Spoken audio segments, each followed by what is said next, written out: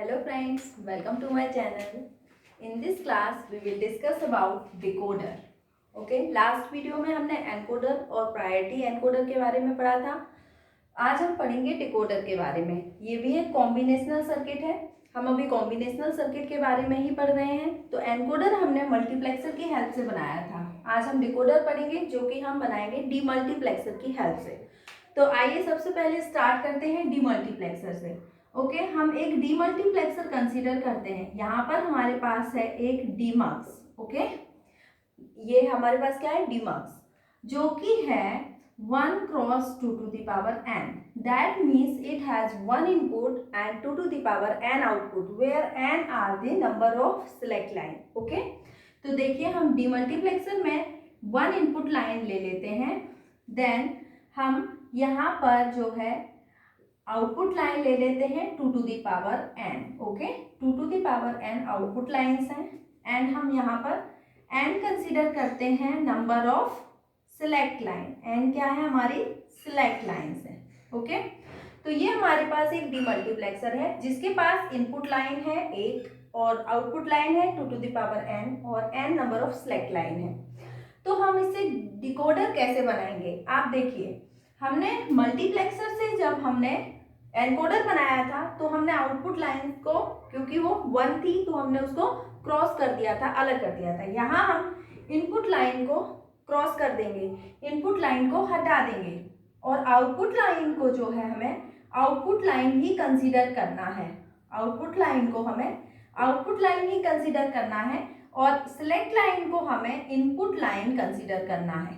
क्या कंसीडर करना है, इनपुट लाइन्स. ओके तो हमारे पास इनपुट लाइन्स कितनी हो गई, n, और 2 to the power n जो है वो आउटपुट लाइन हो गई. मीन्स हमारे पास डिकोडर हुआ n cross 2 to the power n.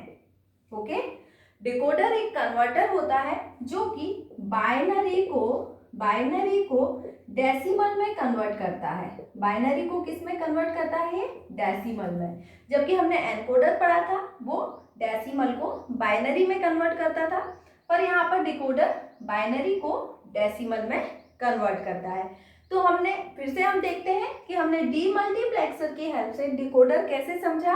Demultiplexer लिया हमने, इनपुट लाइंस को अलग कर दिया, क्रॉस कर दिया. हमने आउटपुट लाइंस को एज आउटपुट लाइंस ही लिया और सिलेक्ट लाइन को हमने इनपुट लाइंस की तरह ट्रीट किया. तो हमारे पास n cross 2 to the power n का डिकोडर बन गया जो कि एक बाइनरी टू डेसिमल कन्वर्टर होता है. आइए हम देखते हैं यहाँ पर कि डिकोडर किस तरीके से हम डिनोट कर सकते हैं डिकोडर को. Decoder is n cross 2 to the power n binary to decimal converter. Okay तो ये मान लीजिए एक डिकोडर है. अब हम क्या इसको मान के चल रहे हैं, डिकोडर है. n cross 2 to the power n means it has n input lines, n number of input lines and 2 to the power n output lines. It has 2 to the power n output lines. तो हमारे पास क्या हो गया, n number of input and 2 to the power n जो है output. यहाँ पर decoder में हम एक पिन और ऐड कर रहे हैं जिसे हम बोलेंगे इनेबल पिन, जो कि ये डिसाइड करेगा कि यहाँ पर हम इनपुट अप्लाई करें या नहीं करें. मीन्स इनेबल मीन्स यदि इनेबल वैल्यू लॉजिक 1 है, दैट मीन्स ये सर्किट इनेबल है. मीन्स आप जो भी इनपुट देंगे उसके अकॉर्डिंग हमें आउटपुट मिलेगा. यदि इनेबल पिन 0 है मीन्स सर्किट वर्किंग कंडीशन में नहीं है, ये काम नहीं कर रहा है. आप कुछ भी इनपुट देंगे आउटपुट आपको हमेशा क्या मिलेगा, 0 मिलेगा. तो हमने यहाँ पर समझा डिकोडर के बारे में. डिकोडर में n इनपुट लाइंस होती हैं, 2 to the power n output lines होती हैं, एक इनेबल पिन होती है जो कि डिसाइड करती है कि वर्किंग कंडीशन में है या नहीं है, इनेबल है या डिसेबल है. तो इनेबल को यदि काम करना है सर्किट को तो हमें इनेबल को लॉजिक 1 ही होना चाहिए. ये एक बाइनरी टू डेसिमल कन्वर्टर होता है. अब हम डिकोडर को समझने के लिए सबसे पहले यहाँ पर लेंगे n का वैल्यू 2. n का वैल्यू हम कितना ले रहे हैं, n का वैल्यू सबसे पहले हम लेते हैं 2. तो n का वैल्यू जब आप 2 लेंगे तो आपका ये डिकोडर बन जाएगा 2 क्रॉस 4 डिकोडर, राइट. तो 2 क्रॉस 4 जो डिकोडर बनेगा तो उसमें number of number of input कितने होंगे 2 एंड नंबर ऑफ आउटपुट कितने होंगे 4. So number of input you can say that I0 and I1. E is the enable line and number of output you can denote by Y0, Y1, Y2, Y3. number of output are 4.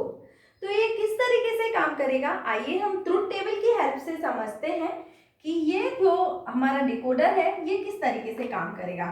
Okay, तो यहाँ पर हम देखते हैं I0, I1. Okay, then यहाँ पर हम देखते हैं Y0, Y1, Y2 और Y3. और यहाँ पर एक पिन लेते हैं जो कि इनेबल पिन है. राइट, इनेबल पिन भी इसमें इंपॉर्टेंट है क्योंकि इनेबल पिन ही डिसाइड करेगी कि ये वर्किंग कंडीशन में है या नहीं है. तो इनेबल को हमेशा क्या होना चाहिए, 1 होना चाहिए. यदि इनेबल 0 हुआ तो इनपुट आप डोंट केयर मान के चलिए 1 या 0 हो, बट आपको सारे के सारे आउटपुट जो है यहाँ पर 0 मिलेंगे. ओके, तो ये हमने पहले से लिख लिया कि इनेबल पिन यदि 0 होती है तो इनपुट लाइंस कुछ भी आप दे दो इनपुट पर, आउटपुट हमेशा क्या होगा, 0 ही होगा. इसके बाद आप देखिए यहाँ पर जब 1 है तो कॉम्बिनेशन होंगे 0 0 0 1 1 0 एंड 1 1. ओके, ये कॉम्बिनेशन हो गए हमारे इनपुट के. ये बाइनरी को डेसिमल में कन्वर्ट करता है, मीन्स 0 0 मीन्स 0. तो ये Y0 जो है वो उस टाइम 1 होगा, अदरवाइज बाकी सारे क्या होंगे 0 0 1 में कौन सा 1 होगा Y1, देन 1 0 में Y2, देन 1 1 में Y3. तो बाकी सारे कंडीशन में ये जो सारे आउटपुट हैं वो क्या होंगे, हमारे 0 होंगे. ओके, तो इस तरीके से ये डिकोडर की टेबल बनेगी, इस तरीके से ये डिकोडर वर्क करेगा. राइट, तो यहाँ पर Y0 का वैल्यू क्या आ जाता है, Y1 का वैल्यू क्या आएगा, Y2 का वैल्यू, Y3 का वैल्यू. ये इक्वेशन हम यहाँ कैलकुलेट कर सकते हैं. तो Y0 का वैल्यू आप देखिए I0 bar into I1 bar into E. Okay, next is Y1. Y1 is I1 bar into I0 into E. Right, Y2 का वैल्यू, Y2 का भाई है जब I1 into I0 bar, I1 into I0 bar into E. Right? Here for Y3 it will become I1 into I0 into E because both are 1. Okay?